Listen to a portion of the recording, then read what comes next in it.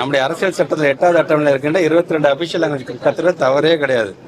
என்னை பொறுத்த வரைக்கும் கம்பல்ஷன் கூடாது. இந்த மொழியை சேர்த்து நீ படிச்சா நீ பாஸ் பண்ணாதான் நீ மேக்ஸ்ல 100க்கு 100 வாங்கினாலும் சரி, சயின்ஸ்ல 100க்கு 100 வாங்கினாலும் சரி, தமிழ்ல 100க்கு 100 வாங்கினாலும் சரி, அப்பதான் நீ பாஸ் அப்படின்னு சொல்றதை நீங்க எந்த விதத்தில் நீங்க ஏற்றுக்கொள்ள முடியும் சொல்லுங்க.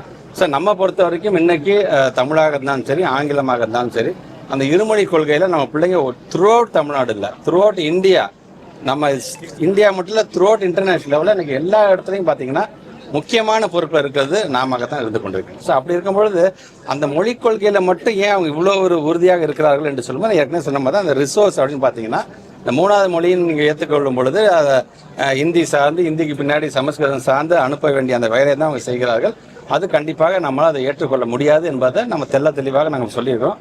ஆனால் மீண்டும் மீண்டும் பார்த்தீங்கன்னா நாம் இவ்வளோ ரிசல்ட்டை கொடுத்துருக்குறோம், இவ்வளோ ஒரு ப்ராடக்ட்ஸ் நம்ம உருவாக்கியிருக்கோங்கிறத பற்றியே பேசாமல் அது கண்டுக்காம நீங்க மும்மொழி கொள்கை ஏத்துக்கணும்னு சொல்றது எந்த விதத்துல நியாயம் அப்படிங்கிறத நான் திரும்பி மாணவர்களை விட அரசியலுக்கு முக்கியத்துவம் தராதீர்கள் அப்படின்றாங்க. இல்ல அதான் அந்த கொள்கை அப்படின்னு வரும்பொழுது அந்த லாங்குவேஜை தவிர்த்து அவங்களால எதுவுமே சொல்ல முடியல. ரொம்ப ஒரு பிடிவாதமாக இருக்கிறார்கள். அது அப்படியே அது வருத்தத்துக்குரியதாக இருக்கின்ற அதை தான் நாங்கள் அவங்கள்ட்ட சொல்றோம். தயவுசெஞ்சு மாணவர்கள் நலன் சார்ந்து அரசியல் இதில் செய்ய வேணாம்.